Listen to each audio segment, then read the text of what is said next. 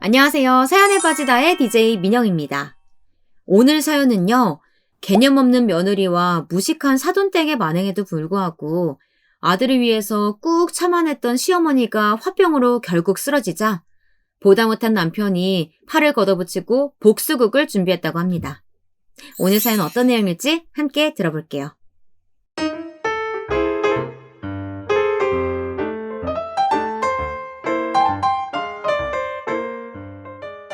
저는 누구보다 내 자식만은 남들 보란 듯이 잘 키우고 싶었습니다. 저는 잘 크고 싶어도 보란 듯이 잘 자라기에는 너무나 부족한 것이 많은 환경에서 자랐으니까요. 사실 저는 동생들에게 엄마나 다름없었습니다. 어머니가 막내 동생을 낳고 얼마 되지 않아 돌아가셨으니까요. 어머니는 저를 낳을 때도 진통을 너무 오래 하셔서 저를 낳자마자 혼절을 하셨답니다. 그 시절에야 애 낳을 때 옆에 산파라도 있으면 다행일 때였으니 산모가 쓰러져도 어찌할 도리가 없었죠. 그런데도 저희 할머니는 제가 딸이라는 이유만으로 건강도 회복되지 않은 어머니를 괴롭히셨고 결국 그 등살에 어머니는 아들을 낳아야 한다는 이유만으로 몸도 제대로 돌볼 새도 없이 곧바로 동생들을 연달아 낳으시게 되었습니다. 안 그래도 몸이 많이 쇠약해지신 상태에서 건강한 사람도 견디기 쉽지 않다는 출산을 연달아 하셨으니 나중에는 도저히 손도 쓸 수 없이 급격히 몸 상태가 나빠져 버리셨죠. 그 시절에야 애 낳는 게 당연히 그런 거라며 혼자 유난 떨지 말라고 하던 시대였으니 저희 어머니는 병원에도 한번 가보질 못하신 채 막내 동생 낳은 지 한 달도 되지 않아 돌아가셨습니다. 지금 같은 시대면 절대 있을 수 없는 일이었죠. 이게 다 어머니 탓이에요. 다 어머니 때문이라고요. 뭐야? 나 호래비 만들고 저 어린 피덩이들까지 싹 다 애미 없는 자식으로 만든 게 어머니의 그 쓸데없는 욕심 때문이라고요. 아들이 그런 모진 말까지 퍼부었는데도 할머니는 당신의 잘못을 조금 더 뉘우치지 않으시는 것 같았어요. 며느리가 애를 낳다 죽었으니 아들이 제치자리를 들여 새 며느리에게 아이들을 돌보게 하면 된다고 생각하셨죠. 아무리 아버지가 할머니를 미워하고 원망한다고 해도 남자 혼자 애 셋을 키울 수는 없었으니까요. 저희는 어머니가 돌아가신 이후 곧바로 할머니 댁으로 들어가 함께 살았습니다. 저희와 함께 사시면서도 할머니는 역시나 변하질 않으셨어요. 아버지가 재혼 생각이 없다고 단호하게 굴자 할머니는 오히려 전보다 더 독하게 구셨죠. 저와 제 여동생에게 여자라는 이유만으로 남동생을 돌보도록 강제로 시키셨고요. 저야 그렇다고 치지만 제 바로 밑에 여동생은 이제 막 제 손으로 밥이나 한 끼 먹으면 다행인 나이였는데도 할머니는 그 어린애에게 막내 동생을 업혀두곤 일을 하러 나가버리셨습니다. 저라고 제 어린 동생에게 그런 일까지 시키고 싶진 않았지만 저도 동생들 밥을 챙겨 먹이고 할머니가 일을 나가면서 미리 제게 지켜두신 빨래와 집안일을 하느라 하루 종일 정신이 없었죠. 일도 물론 너무 고되기야 했지만 마음은 몸보다도 훨씬 더 힘들었습니다. 제 나름대로는 매일매일 한다고 열심히 일을 했는데도 그날그날 할머니의 말 한마디에 모든 일이 좌지우지 되었으니까요. 계란은 막내만 주라고 했어, 안 했어? 둘째도 먹고 싶다는데 어떻게 막내만 줘요? 아이고, 좀 컸다고 말 대꾸하는 거 봐라. 아주 지엠이 똑 닮아가지고서는. 할머니의 말은 곧 법이었죠. 그런데 한 번은 일을 마치고 돌아오신 아버지가 할머니께서 저에게 하는 모습을 보시곤 화가 나셨는지 저희더러 지금 당장 짐을 챙기라고 소리를 지르셨어요. 저희는 그날로 아버지와 함께 할머니 댁을 나와버렸습니다. 저는 그때부터 할머니 집에서 나와 아버지와 동생들과 함께 살았습니다. 물론 제가 어머니 대신 집안을 건사해야 한다는 사실은 전혀 변하지 않았지만 그래도 할머니 댁에서 구박을 받으면서 일할 때보다는 훨씬 나았습니다. 할머니의 말은 마치 바늘처럼 모두 제 가슴에 콕콕 박힐 정도로 무섭고 날카로웠으니까요. 할머니는 고추도 안 달고 나온 게 무슨 염치로 공부를 하냐며 중학교에도 안 보내주시려고 하셨는데 그래도 아버지는 못해도 고등학교까지는 나와야 뭐라도 해먹고 산다며 어떻게 해서든 학교는 보내주겠다고 하셨으니 그것만으로도 너무 좋았습니다. 그런데 아무래도 남자 혼자 아이 셋을 키운다는 게 쉽지만은 않았나 보더군요. 아버지는 언젠가부터 집에 웬 아줌마 한 분을 데리고 오셨어요. 이제 이분이 너희 새엄마다. 반가워. 이제 엄마라고 불러. 안 그래도 백설기처럼 하얗고 말랑말랑한 얼굴에 허연 분칠까지 하고 새빨간 립스틱을 바른 아줌마는 커다란 가방에 짐을 잔뜩 들고 와서 아버지와 한방을 쓰셨습니다. 새어머니라고 들어오신 분이 좋은 분이셨으면 참 좋았겠지만 그런 복마저도 제게는 없는지 아버지가 계실 때는 저희에게 밥도 차려주시고 옷도 손으로 빨아주시곤 하셨던 분이 아버지가 일을 나가시거나 지방으로 며칠씩 내려가시면 할머니와 살 때보다 훨씬 더 많은 집안일을 제가 해야만 했습니다. 너는 나이가 몇 살인데 아직도 빨래 하나 제대로 못하니? 그게 날이 너무 추워져서 차가운 물로는 도저히 때가 빠지질 않더라고요. 새어머니는 혹한의 겨울 날씨에도 제게 찬물로 손빨래를 시켰습니다. 아이고, 이게 머리 좀 컸다고 작게만 늘어서는? 네가 안 하면 네 동생들이 해야 돼. 그래도 괜찮아? 어릴 때나 들었던 전래동화에나 나오는 일인 줄 알았던 못된 새어머니가 실제로 제게 존재한다는 사실이 때론 너무 힘들고 서러운 순간들도 무수히 많았지만 할머니와 살았을 때처럼 언젠가는 아버지가 제 마음을 알아주시고 다시 우리 넷만 살게 될 날이 금방 돌아올 것이라고 생각했습니다. 그런데 할머니와 새어머니는 달라도 너무나 달랐어요. 할머니는 그래도 앞뒤가 같은 분이셨지만 새어머니는 할머니보다 더 구단소였죠. 저희 앞에서와 아버지 앞에서는 완전히 다른 사람이었거든요. 아버지, 저 드릴 말씀이 있어요. 뭔데? 빨래나 청소는 어떻게 제가 하는 데까지는 해보겠는데요. 학교 가기 전에 집안일에 설거지까지 하고 가기에는 제가 너무 힘들어서요. 그리고 새어머니는 따뜻한 물도 못 쓰게 하시고. 너 지금 새어머니 없다고 나한테 험담하는 거니? 아니요. 그런 게 아니라 저는 새어머니가 아버지가 계실 때하고 또 너무 달라서. 아버지가 보기엔 네가 많이 다른 것 같은데. 제가 긴장해서 두서없이 말하기야 했지만 아버지는 제 말이 다 끝나기도 전에 소리를 버럭 지르시며 집안일 좀 도왔다고 해서 사람 험담을 늘어놓느냐고 소리를 지르셨습니다. 새엄마가 너희 걱정을 얼마나 하는데? 아버지, 저는 그런 게 아니라. 네가 맏딸이면 맏딸답게 굴어야지. 새엄마가 매일 남편도 없는 집에서 누구한테 의지를 하겠니? 역시 아버지도 남자는 남자였나 봅니다. 당신의 어머니와 여우 같은 아내는 전혀 다른 것이었죠. 저는 그날 이후 더는 아버지에게 새어머니에 대해 말하지 않았습니다. 오히려 새어머니 앞에서 구박을 듣더라도 또 빙그레 마냥 좋은 척 웃고 있었죠. 밤이면 밤마다 동생들을 양쪽에 끌어안고 펑펑 우는 한이 있어도 동생들만 잘 자랄 수 있도록 할 수 있다면 이 정도는 참고 견디자 싶었습니다. 딱 고등학교에 졸업할 때까지만이었어요.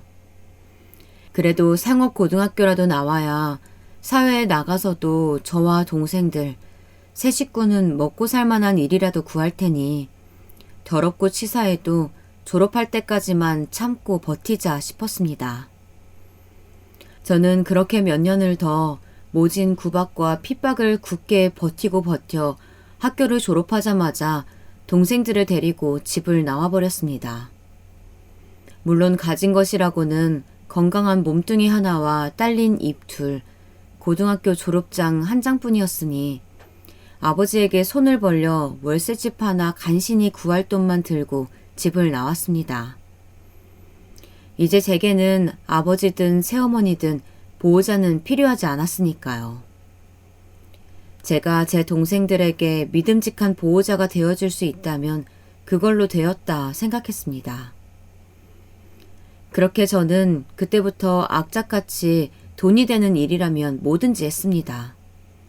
새벽 4시에 일어나 신문 배달을 하고 돌아와 동생들 아침을 먹여 학교를 보내고 동네 식당에서 점심 장사를 좀 도와드리고 아이들 학교가 끝날 시간이 되면 작은 주산학원에서 저녁까지 아이들에게 주산 부기를 가르쳤습니다. 그래도 그때 그렇게 부지런히 살았던 것이 제 인생의 밑거름이 되어 동생들도 둘 다 대학까지 보냈고 동생들도 제게 보고 배운 것이 있어서 공부를 하면서도 열심히 돈을 벌어 막내 동생까지 20살이 되고 나서는 셋 다 열심히 돈을 모아 단칸방에서 탈출해 방 2개 월세방으로 옮길 수 있었습니다. 어차피 똑같은 월세방이기야 했지만 집 좀 넓어졌다고 그래도 마음가짐이 다르더군요. 이렇게 계속 열심히 살다 보면 전셋집도 가고 나중에는 우리 집도 가질 수 있게 되겠다고요. 그렇게 시간이 흘렀습니다. 간호과를 나온 여동생이 대학병원에 취직을 했다고 신이 났었던 그맘때의 일이었어요.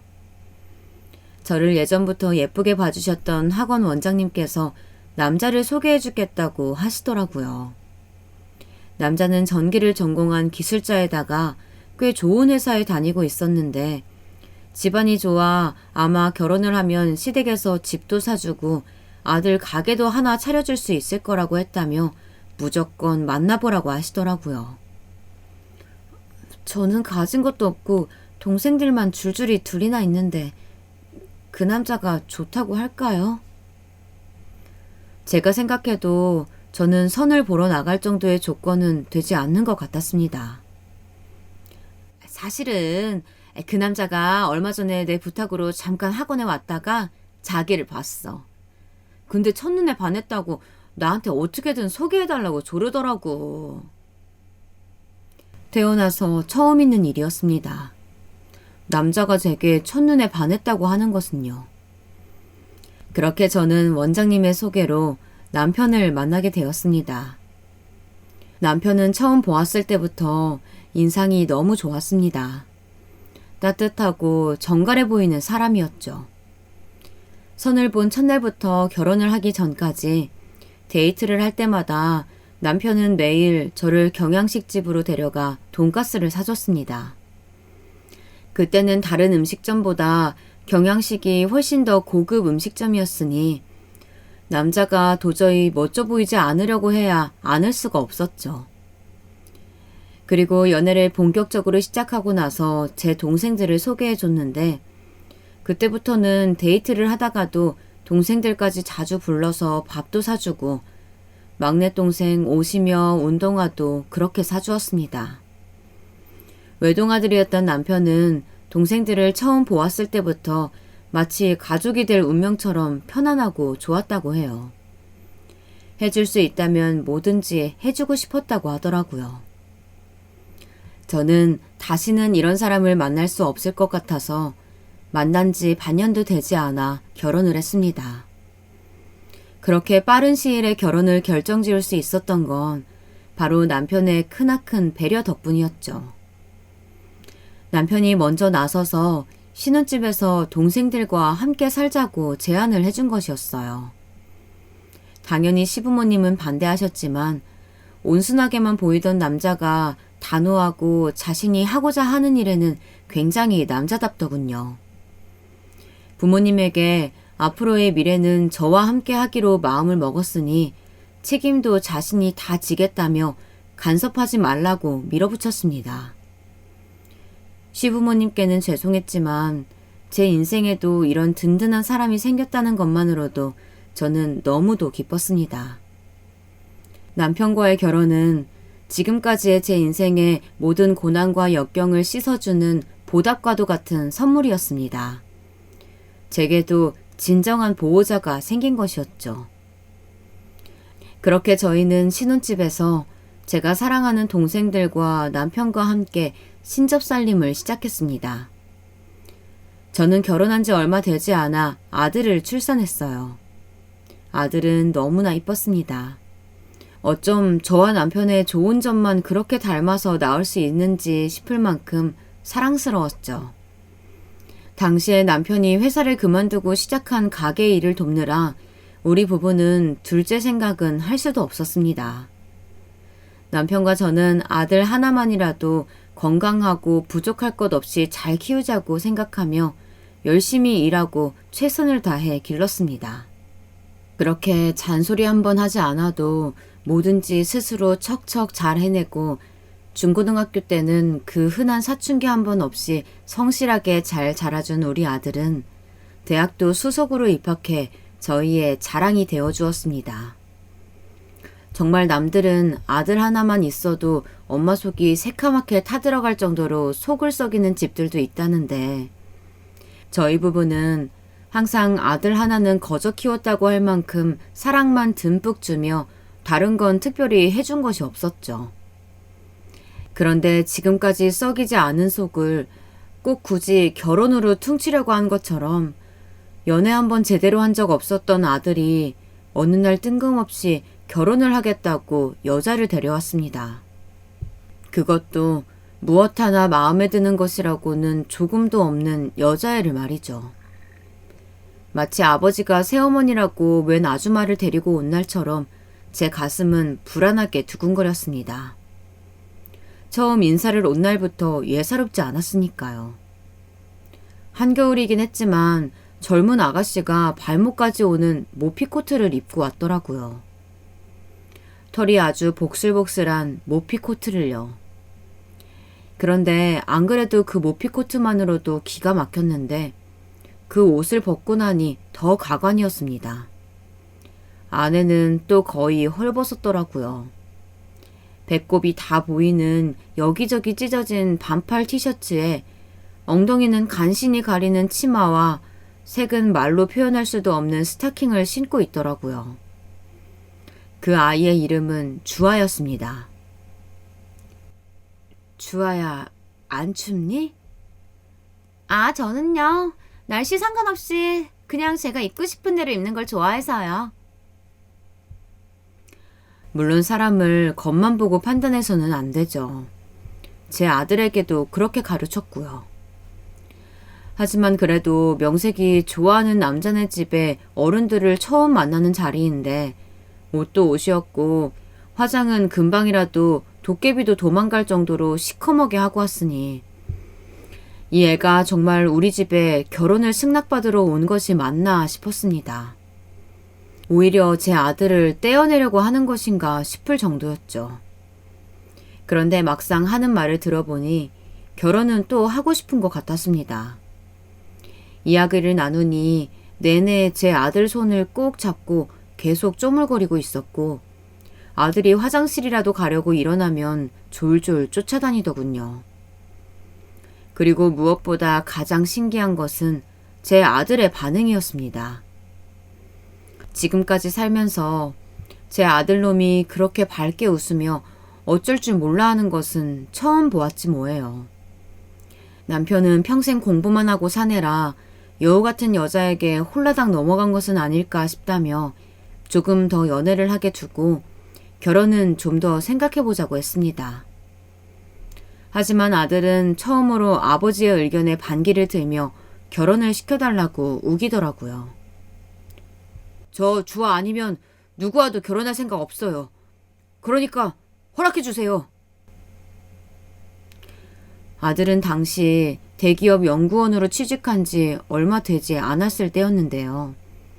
그 힘든 박사학위를 딸 때부터 취직을 할 때까지 주아, 자신의 여자친구가 아니었으면 절대 하지 못했을 거랍니다. 저는 그 어리고 아무 생각 없어 보이는 아이가 도대체 뭐가 그렇게 좋은 걸까 이해가 되지 않았습니다. 그 애가 뭐가 그렇게 좋아? 널 뭘 그렇게 많이 도와줬는데. 주아는 다른 여자들하고는 달라요. 그래, 다르긴 많이 달라 보이더라. 제 말투에 아들은 기분이 상했는지 제 여자친구를 두둔하더군요. 주아라는 그 애가 겉으로 보기에는 철딱선이 없어 보여도 자신만의 철학이 있고 기준이 확실한 아이라면서 누구보다 자신에게 용기를 준다는 것이었습니다. 자신이 무사히 박사학위를 받고 대기업에 들어간 건 모두 다 주아의 공이니 오히려 제게 그 여자애에게 고마워하라고까지 하더군요. 저는 정말 기가 막혔습니다.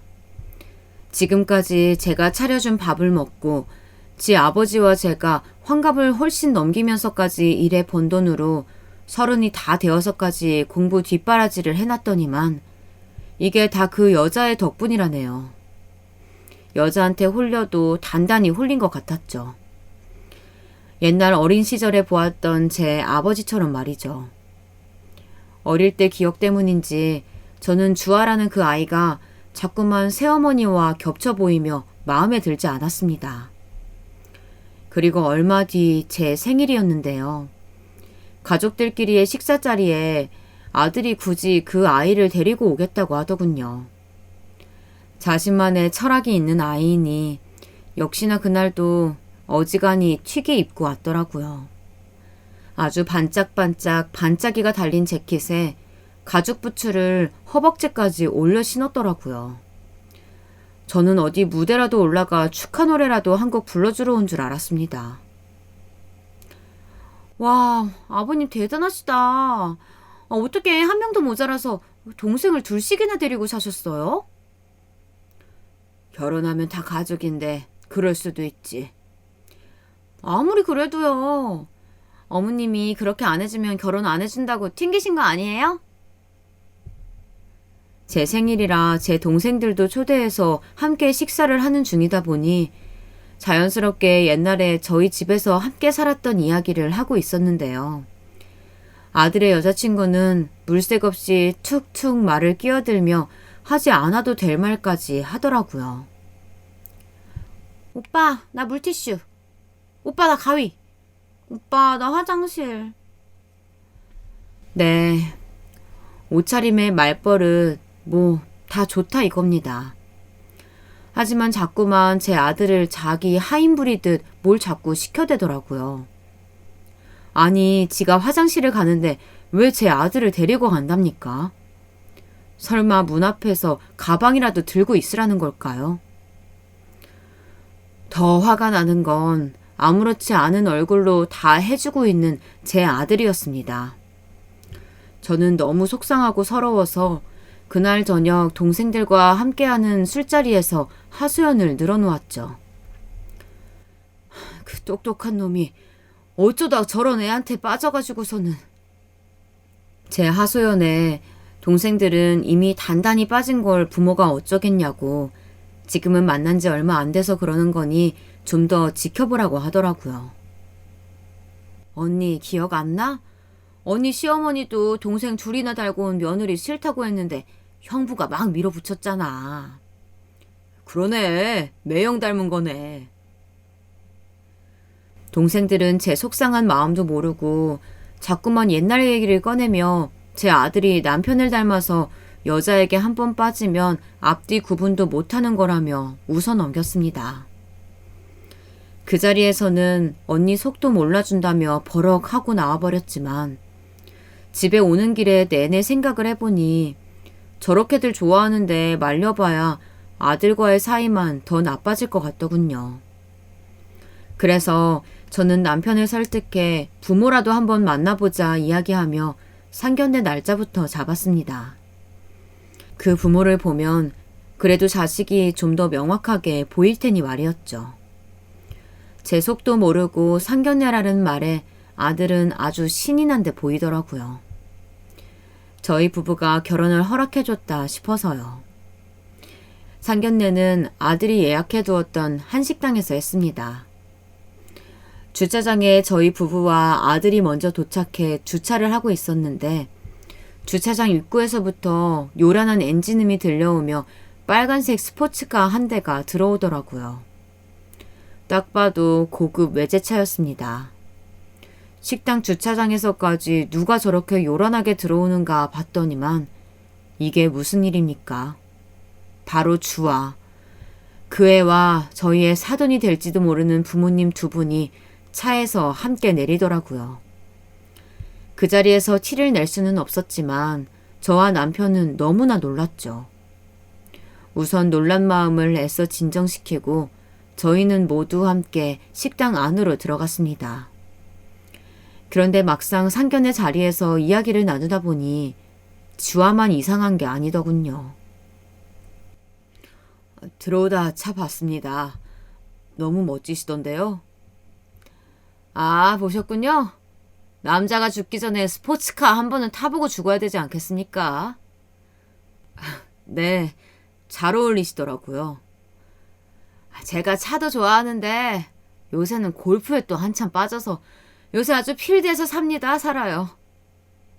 아, 그래요? 네.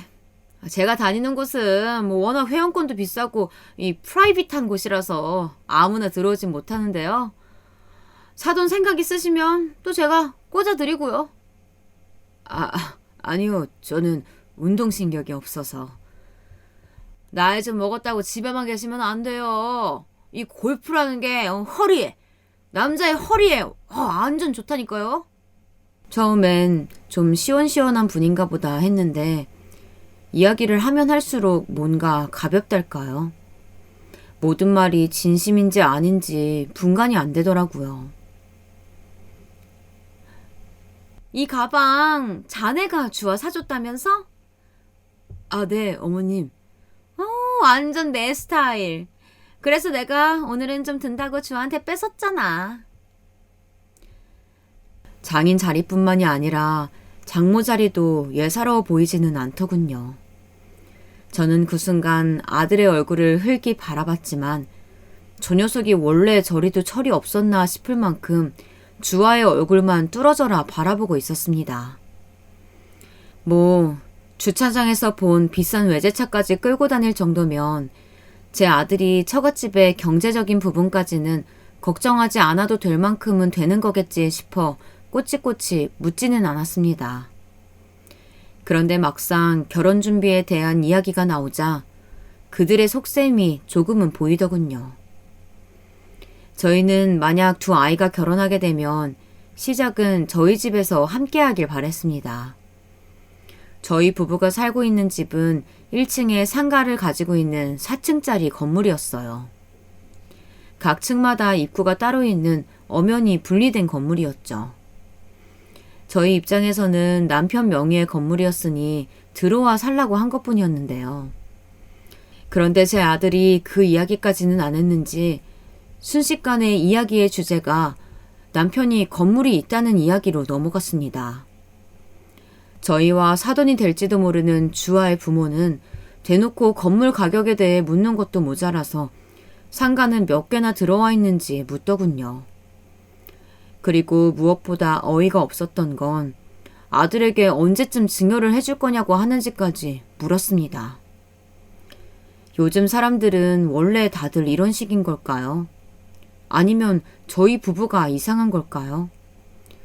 워낙 어디 가서 말수가 적고 점잖은 저희 남편마저도 이런 자리가 좀 불편했는지 애써 말을 돌려 대충 형식적인 것들만 정리하고 상견례를 끝냈습니다. 막상 상견례를 하고 나니 저희 부부는 고민이 더 많아지더군요. 정말 이 말도 안 되는 결혼을 꼭 시켜야 하는지 말이죠. 그런데 저희 부부가 고민을 해본들 무슨 소용이 있겠습니까? 이미 저희 아들은 부모의 의견 같은 건 전혀 상관없어 보였어요. 오히려 이미 결혼을 허락받은 것처럼 둘이 해외로 여행도 다녀오고 슬슬 결혼 준비도 하려는 것 같았죠. 아직 날도 안 잡은 남녀가 여행까지 가는 건 아니지 않어? 엄마는 요즘에 누가 그런 걸 따져요. 결혼할 사이면 더 따져야지. 무슨 여자애가 그렇게 조심성이 없어. 엄마, 아무리 주아가 마음에 안 들어도 그렇지 왜 자꾸 그렇게 못 잡아먹어서 안달이야? 주아 걔도 그렇지만 넌 걔 부모를 보고도 좋니? 너 원래 그렇게 허세 많고 명품 밝히는 거 싫어했잖아. 아 몰라. 주아는 그냥 다 좋아.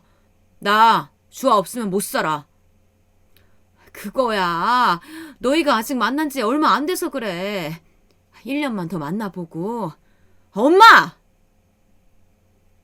저는 순간 집이 무너지는 줄 알았습니다. 제 아들이 그렇게까지 언성을 높이는 건 처음 겪는 일이었으니까요. 주아가 올해 무조건 결혼하자고 했어. 아니면 내년에 선 봐서 다른 남자랑 한대. 뭐? 걔는 무슨 남자친구한테 그런 말을 한다니? 주아도 나랑 결혼하고 싶으니까 그렇지. 우리 사이 갈라놓으려는 건 엄마야. 엄마 때문에 나 주아랑 헤어지면 엄마도 다시는 안 봐. 지금 문 부서지듯 닫고 들어간 제가 제 자식이 맞는 걸까요? 아무리 생각해도 제가 알던 아들이 아니었습니다. 동생들 말이 맞았어요. 저희가 백날 도시락을 싸서 말려봐야 뭐 하겠습니까? 둘이 저렇게 좋아 죽는걸요. 결국 저와 남편은 두 손 두 발 다 들었어요. 그리고 그래 어디 한번 지지고 볶고 둘이 알아서 잘 해봐라 하는 마음으로 허락을 해주었습니다. 그렇게 특별히 준비할 것 없이 식만 올리고 저희 건물에 세간살이만 준비해서 들어오라고 했죠. 그랬더니 아들은 아주 기다렸다는 듯 식을 올리고 저희 윗집으로 들어왔습니다. 며느리라고 사실 큰 기대를 안 한 덕분인지 결혼 초반에는 아무런 문제 없이 각자 잘 살았습니다. 그런데 이게 가까이 산다고 생각하니 안 그러려고 해도 서운한 것들이 자꾸만 하나둘 생기더군요. 평일에는 다들 출근하느라 바빴으니 그래도 주말에는 한 끼라도 집에 내려와서 함께 먹기를 바라는 마음이 있었는데요. 아들도 며느리도 항상 이런저런 이유를 대며 한 번을 내려오지 않더군요. 심지어 주말에 제 남편 생일이어서 아침이나 같이 먹자고 했는데도 어느새 아침에 일찍 나가버렸더군요. 너 어제 내 말 못 들었니? 오늘 네 시아버지 생신이라고 아침 먹으러 내려오라고 했잖아. 어머니, 제가 오늘 약속 있는 걸 깜빡해서요. 약속? 너 설마 친구 만나러 간 거니? 시아버지 생신날? 저는 너무 화가 나서 그대로 소리를 버럭 질러버렸습니다. 지금 당장 들어오라고요. 그랬더니 점심때가 지나서 아주 똥 씹은 표정을 하고서 돌아왔더라고요.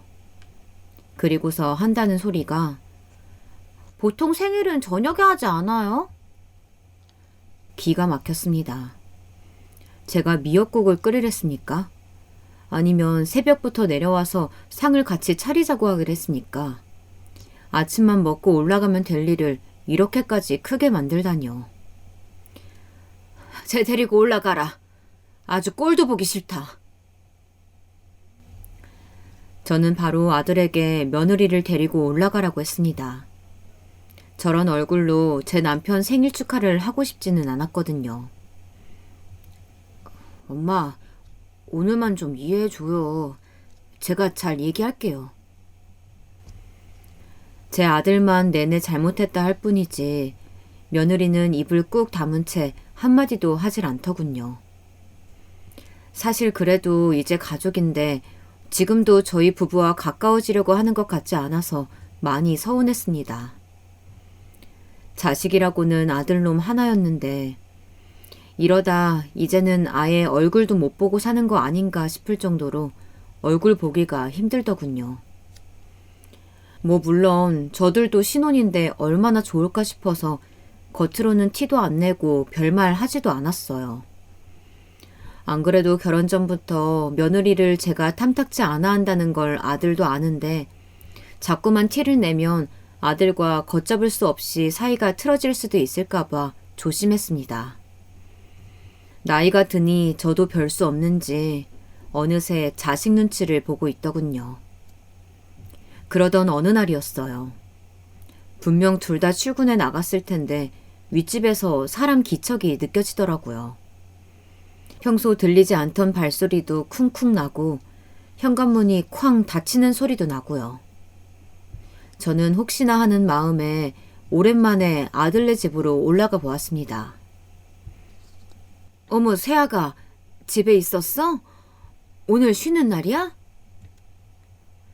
분명 출근을 한 줄 알았던 며느리가 웬일로 집에 있더라고요. 모르셨구나. 저 일 그만뒀어요.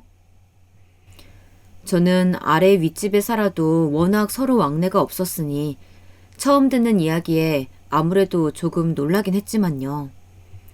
그래도 뭐 며느리의 일이니 알아서 하겠지 싶은 마음에 우선 그럼 쉬라고 이야기를 하고 집에 내려왔습니다. 사실 마음속으로는 아무래도 결혼한 지 이제 반년 정도 지났으니 혹시 아이를 가지기라도 했나? 아니면 애라도 가져보려고 노력을 하는 건가 싶어서 괜히 간섭해 일을 그리치지 말고 잠자코 있기로 했습니다. 나이든 저보다야 젊고 똑똑한 아이들이니 다 알아서 생각이 있겠거니 하면서요. 그런데 일을 그만두었다고 말한 지 반년이 더 지나도록 며느리는 일을 구하지 않고 매일 집에 있는 것 같았습니다. 그렇다고 시댁이라고 안부를 묻거나 내려오는 일도 없었죠. 저는 그래도 아들을 생각해서 가끔 반찬을 만들어 문 앞에 두고 오기도 하고 용돈을 주기도 했습니다. 아무래도 버는 돈이 없으면 남편 눈치를 보게 되니까요. 그런데 며칠 뒤 웬일로 아들이 퇴근길에 집에 들렀더라고요. 웬일이야? 주아 위에 있는 것 같던데. 드릴 말씀이 있어서요. 나지막한 아들의 목소리에 순간 마음이 덜컥 내려앉아 바로 얼굴을 올려다보았더니 아들의 얼굴이 차갑게 굳어 있더라고요. 왜? 무슨 일 있어? 잠시 후 무거운 입을 간신히 뗀 아들의 말에 저는 정말이지 놀랐습니다.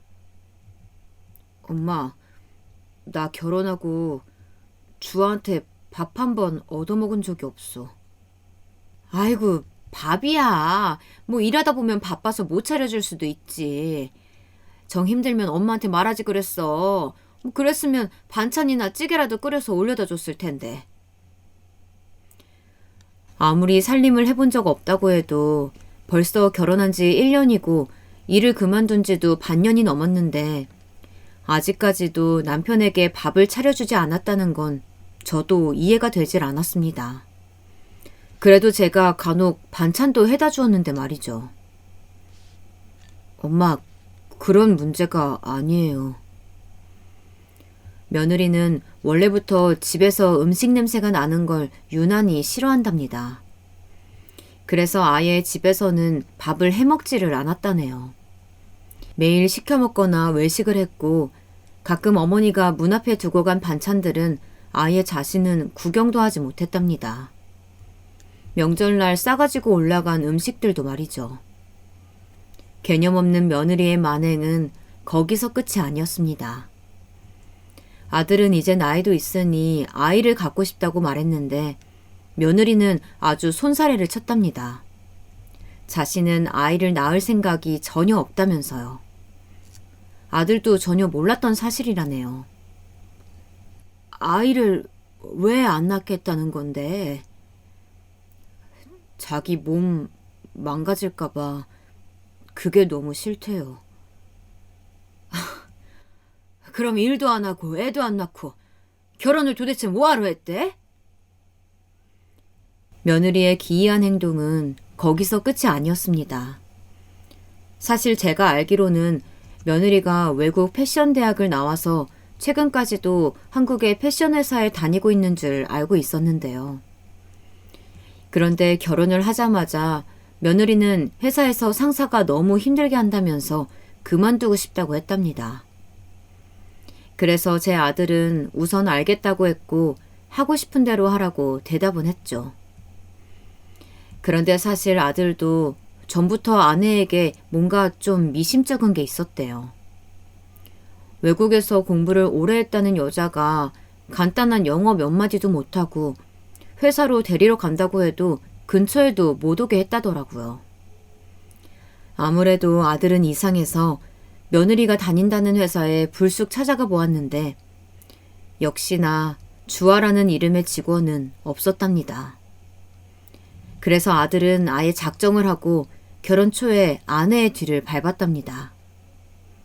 알고 보니 며느리가 다닌다는 회사는 동네에서 멀지 않은 곳에 작은 동네 옷가게였습니다. 네, 패션 회사라면 패션 회사였죠. 하지만 분명 결혼 전부터 제 아들에게 해온 말과는 분명 다른 것이 사실이었죠. 그날 아들은 며느리와 심하게 다퉜답니다. 그런데 며느리는 자신을 몰아붙이는 제 아들에게 오히려 적반하장으로 나왔답니다. 아무리 그래도 어떻게 미행을 해? 아, 완전 소름 끼쳐. 뭐 소름? 그러는 너는 남편한테 직장까지 속이는 게 정상이야? 나 정상 아닌 거 오빠도 다 알고 결혼했잖아. 뭐? 언제는 내가 특별해서 좋다며. 사실은 패션 회사를 다니기는 했는데 결혼 전에 너무 힘들어서 제 아들에게 말을 하지 않고 그만뒀답니다. 결혼식 전에는 이야기해야지 했지만 말할 타이밍을 놓쳤고 이제와 일을 그만뒀다고 말하기는 민망해서 동네 옷가게에서 아르바이트를 하고 있었다고 했다네요. 아들은 그런대로 며느리의 직장에 대한 일은 좋게 넘어갔답니다. 워낙 평소에도 제멋대로 생각하고 자유로운 사고방식으로 사는 사람이었으니 그때까지만 해도 그냥 뭐든 자신이 편한 대로 했겠다 싶었다네요. 그래서 그게 벌써 한참 전의 일인데 지금 와서 엄마한테 얘기하는 이유가 뭐야? 사실은 최근에도 좀 이상한 일이 있어서요. 아들의 말은 이랬습니다. 얼마 전에 장인어른과 장모님과 함께 식사를 했는데 장인어른께서 친구들 이야기를 하시며 친구들은 다들 사위가 골프장 회원권은 한 번씩 끊어줬다고 자랑을 한다고 하셨답니다. 제 아들은 애써 월급쟁이 월급이 얼마 안 된다. 앞으로 저도 장인어른 골프장 회원권 정도는 해드릴 수 있도록 열심히 하겠다고 말했는데 장인어른은 대놓고 실망하시며 건물질 아들도 별거 없구먼 라고 하셨답니다. 그래서 그날 밤 아들은 며느리에게 아무리 그래도 장인어른이 좀 너무하신 것 같다고 한 소리 했답니다. 사실 제가 서운해할까봐 말은 못했지만 툭하면 사돈 양반들은 제 아들을 백화점으로 불러내서 명품 가방에 신발 등등 노골적으로 사달라는 티를 내 사준 게 한두 번이 아니었답니다. 여행을 간다고 해서 여행비도 많이 보내드렸고요. 저도 사람인데 어떻게 서운하지 않을 수 있겠어요.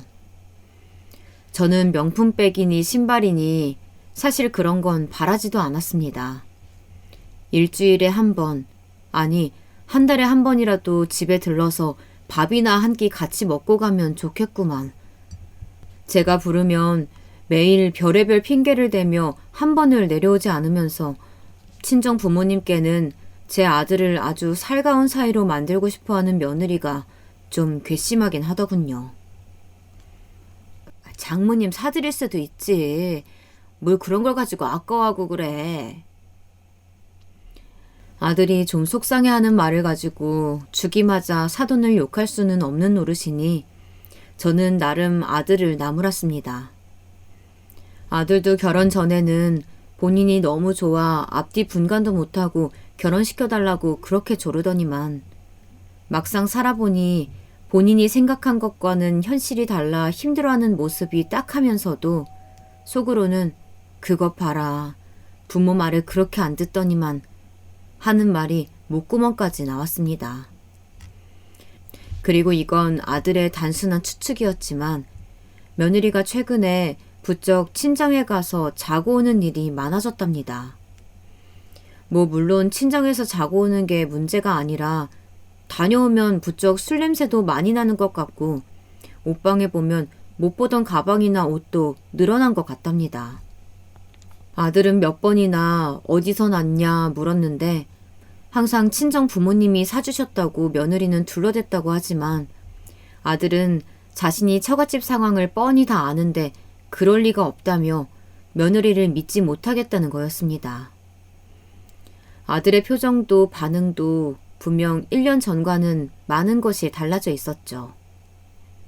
저는 지금까지 며느리라고 마음에 드는 구석은 하나도 없었지만 다 아들 때문에 참고 있었던 것이었는데 아들이 힘들어하고 있는 모습을 직접 보고 나니 저도 가만히 있을 수만은 없었습니다.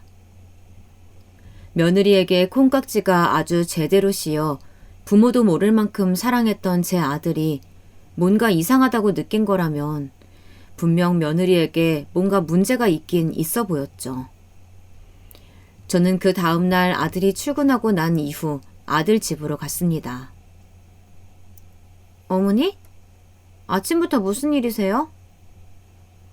그랬더니 역시나 며느리는 대놓고 불편한 기색이 역력하더군요. 저는 아무렇지도 않았습니다. 제가 70평생을 어떻게 살아왔는지 관심도 없는 이 젊은 며느리는 모르겠지만 저 또한 눈칫밥 먹어가며 살아온 세월이 길다면 꽤 있었으니 마음만 먹으면 독하디 독한 시어머니 역할 정도야 충분히 보여줄 수 있을 것 같았습니다. 어머, 너는 집골이 이게 뭐니? 네? 일 안 하고 집에 있기로 한 거면 넌 이제 전업주부야. 그럼 집안일은 할 줄 알아야지. 못된 시어머니 흉내나 좀 내며 며느리에 대해 조사라도 좀 해보려고 올라간 것이었는데 이건 연기를 하지 않아도 절로 말이 튀어나올 만큼 집이 아주 돼지우리가 따로 없었습니다. 집에서 음식 냄새가 나는 게 싫어서 밥을 안 한다고 할 때는 언제고 도대체 배달 음식은 얼마나 시켜 먹고 치우질 않았는지 문을 열고 들어가자마자 음식 썩은 냄새가 진동을 했습니다. 저는 도저히 잠시도 이 집에 있고 싶지 않을 만큼 이렇게 지저분한데 도대체 1년 동안 제 아들은 여기서 어떻게 살았나 싶더군요. 얼굴만 치장하고 옷만 깨끗이 입으면 무얼 한답니까? 집 명품백 있는 방 빼고는 몽땅 다 엉망진창이었던걸요. 저는 내일 다시 올 테니 집 청소를 해놓으라고 따끔하게 한마디 해주고 내려왔습니다. 그런데 다음날 다시 아들 집에 올라갔을 때 저는 너무 놀라서 입이 쩍 벌어지고 말았습니다. 며느리가 글쎄 청소업체를 불렀다더라고요. 어머니, 어때요? 여기 일 되게 잘하죠? 어머님 댁도 불러드릴까요? 너무 어이가 없어서 실소가 터지더군요. 저는 방법을 바꿔야겠다 싶어 냉장고 문을 벌컥 열었습니다. 도대체 냉장고는 뭐하러 샀는지, 냉장고 안은 물이랑 술 빼고는 먹을 거라고는 아무것도 없더군요. 앞으로 월요일마다 내가 반찬이랑 찌개는 끓여다 줄 테니까 남편 퇴근하고 오면 저녁은 꼭 차려줘라. 알았지? 어머니, 제가 어머니 아들 식모예요? 밥 차려주려고 있는 사람이냐고요. 제가 냉장고 문을 열었을 때부터 기가 막힌다는 듯 짝다리를 짚고 서 있더니만 결국은 제 말이 듣기 싫었는지 붉어진 얼굴로 제게 소리까지 지르더군요. 누구한테 못된 짓도 해보고 화도 내본 사람이나 지르는 거지. 며느리가 제게 소리를 지를 거라고는 상상도 못했던 저로서는 어안이 벙벙해져 말문이 막히고 말았습니다. 아내가 남편 밥 차려주는 거야? 당연한 거지. 식모는 무슨 식모. 그게 왜 당연한데요? 남편이 아내한테 해줄 수도 있죠. 어머님 아들도 밥 안 차려줘요. 다 사 먹는다고요. 그것도 하루 이틀이지. 집에서 살림하는 애가 밥도 안 하고 청소도 안 하면 도대체 뭘 하겠다고 집에 있는 건데. 어머님이 모르시나 본데요. 남편이 돈 잘 벌면 여자가 좀 집에서 편하게 놀아도 돼요. 뭐야? 어머님도 아버님 건물도 있고 돈도 많으신데 이제 좀 노세요. 예, 정말 말하는 것 좀 봐. 저는 애써 큰 소리를 간신히 치고는 집으로 내려와 버렸습니다. 집에 와서도 마음이 진정되질 않아 소파에 주저앉아 숨을 몰아쉬고 있었는데 그 모습을 보고는 놀란 남편이 제게 달려오더라고요. 얼굴이 왜 그렇게 창백해? 저도 놀란 마음을 애써 진정시키고 남편에게 며칠 전 아들이 내려와서 한 얘기부터 요 며칠 있었던 일까지 다 이야기를 했습니다. 남편은 그런 중요한 얘기를 왜 이제야 하냐고 하더라고요. 저는 아직 확실한 것도 아닌데 남편까지 걱정시킬까봐 그랬다고 했죠. 남편은 며느리가 개념이 없는 거야 진작 알고 있었지만 잘한 것도 없는 게 어디 감히 시어머니 앞에서 소리를 지르냐며 가만두지 않겠다고 엄포를 놓더군요. 너 이 시어머니한테 했다는 말이 다 사실이니? 뭐라고 하셨는지는 몰라도 아마 그럴걸요? 넌 도대체 친정에서 뭘 배웠길래 어른한테 그런 소리를 함부로 해? 저희 아버지 보셨잖아요. 뭘 배웠겠어요? 뭐? 너 정말... 아버님, 두 분 다 정말 왜 이러세요? 이러다 제가 이혼이라도 하면 괜찮으시겠어요? 귀한 아드님 이혼남 만들어도? 며느리도 이제는 아주 막무가내로 나오더군요. 남편은 그대로 문을 박차고 집으로 내려왔습니다. 저는 남편이 그렇게까지 화가 난 것은 처음 보았어요. 저는 우선 제가 며칠 더 며느리를 지켜볼 테니 기다려보라고 남편을 애써 진정시켰습니다. 제가 이 정도 가지고 나가 떨어져 준다면 오히려 며느리만 좋은 일 시키는 것이니까요. 그렇게 며칠이 흘렀습니다. 아들이 지방에 출장을 가서 며칠 집을 비우겠다고 하더라고요. 저는 아무래도 혼자 있는 며느리가 신경 쓰여 점심때쯤 올라갔습니다. 그런데 집에 없더군요. 잠깐 어디 나갔나 싶어 다시 내려와 집에 있다가 저녁에 다시 올라갔죠. 그런데 이미 밤 11시가 넘어가는데도 아직도 들어오질 않았더군요. 저는 그 길로 바로 아들에게 전화해 집 현관 비밀번호를 알려달라고 했습니다. 물론 남편이 없을 때 친구들과 늦게까지 놀 수도 있어요. 하지만 시어머니가 버젓이 아랫집에 살고 있는데도 밤을 샌다는 건 이해할 수가 없었죠. 어머니? 거실에 앉아 꾸벅꾸벅 졸고 있다 현관문 열리는 소리에 번쩍 눈을 뜬 저는 시계부터 확인했습니다. 새벽 4시가 이미 넘어 있더군요. 그런데 며느리는 술 냄새가 진동하는 상태로 웬 남자를 데리고 들어왔더라고요. 어머니, 아무리 그래도 연락도 없이 이렇게 남의 집에 들어와 계시면 어떡해요? 남의 집?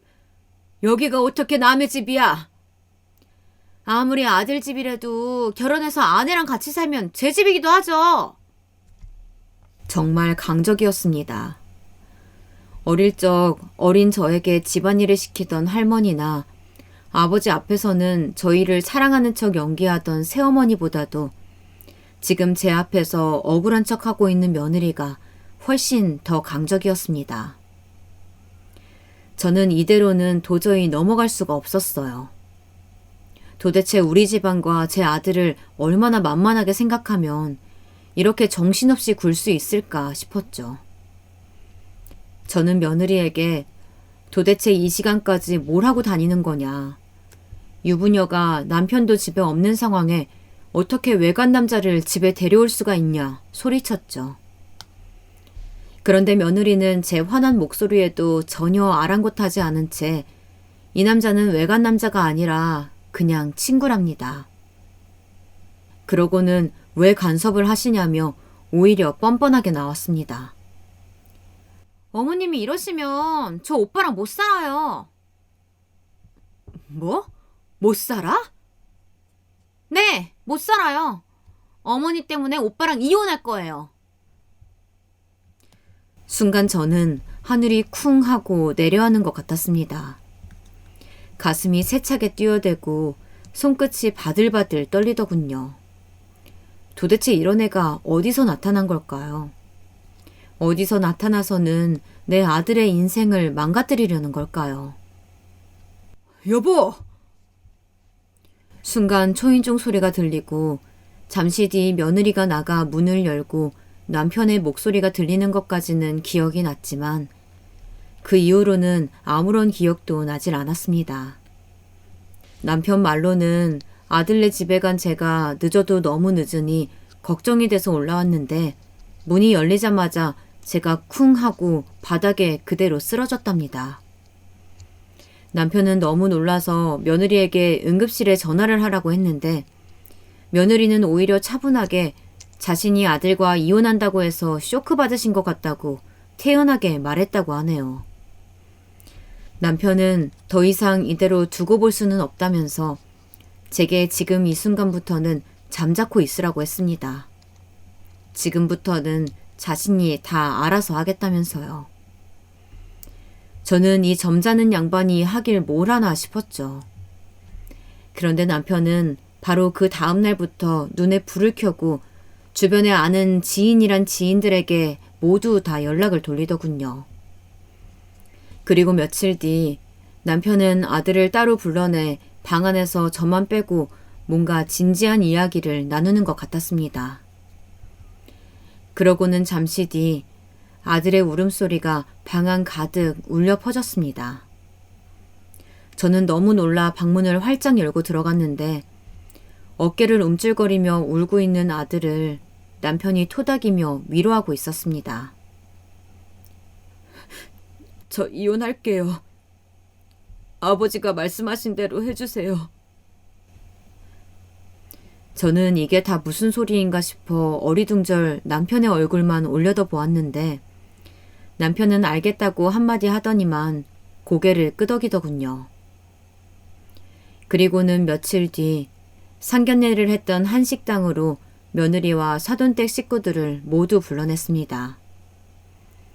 저는 도대체 무슨 일이냐고 걱정스레 물었죠.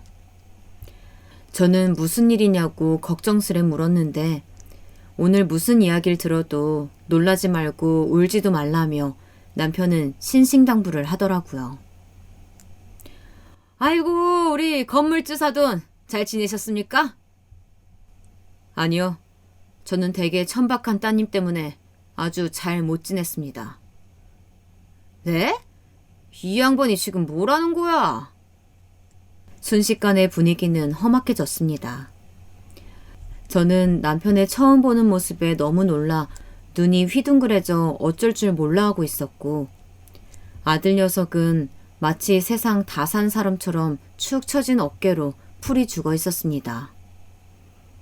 반면 며느리는 눈을 흘기며 제 남편을 쏘아보고 있었죠. 잠시 뒤 남편은 가방에서 꺼낸 사진과 서류들을 갑자기 테이블 위에 쏟아버렸습니다. 그리고 테이블 위에 쏟아져 내린 사진들을 확인한 며느리가 조금 전과는 전혀 다른 얼굴로 화들짝 자신의 입을 틀어막더군요. 새아가, 너도 많이 놀랐니? 입가에 실소를 가득 머금은 채 남편은 사진을 한 장 한 장 들어 맞은편에 앉은 사돈에게 친절하게 설명해 주었습니다. 이건 아마 미국에 처음 갔을 때 사진이겠죠.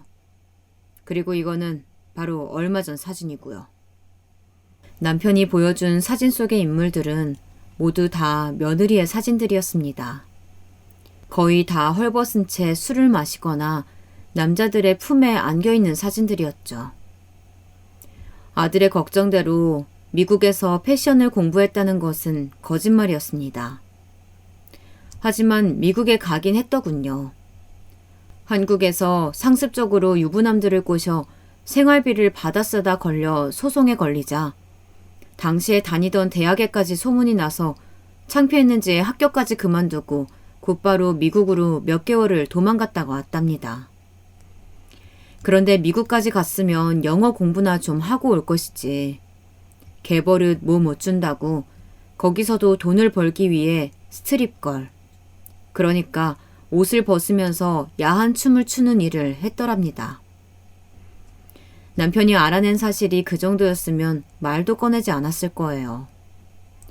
한국에 돌아와서도 할 수 있는 일이 마땅치 않았으니 낮에는 대학가 근처 옷가게에서 일하고 밤에는 자연스레 또 술집에서 일을 했더군요. 그러다 우연히 옷가게에 친구들과 왔다 박사과정이 힘들다며 하소연하는 제 아들을 보았고 순진하고 착해 보여 그날부터 요즘 애들이 하는 SNS인지 뭔지 하는 걸로 접근해 작정을 하고 꼬신 것이었습니다. 그리고 더 끔찍한 건 저희가 지금까지 알고 있던 사돈 양반들이 진짜 사돈이 아니었습니다. 며느리, 아니 주와 그 여우 같은 게 돈을 주고 고용한 사기꾼들이었습니다.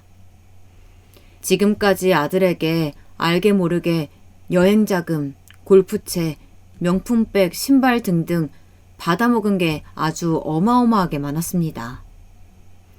남편은 아들의 신용카드 내역과 며느리의 가족관계 증명서 등 증거 자료들까지 모두 다 들이대며 지금까지 우리를 속인 사돈과 며느리의 면전에 던져주며 마지막으로 고소장까지 시원하게 내던져 주었습니다. 스포츠카의 골프 회원권도 다 남들 등쳐먹은 돈으로 산 거던데? 아버님, 뭔가 오해하신 것 같은데요. 오해는 무슨. 여기 바닥에 떨어진 서류들 잘 찾아봐라. 아주 증거가 다 있으니까. 오빠가 무슨 말이라도 좀 해봐. 정말 이대로 나랑 헤어져도 괜찮아? 꽃뱀 주제에 어디서. 앞으로 다신 연락하지 마.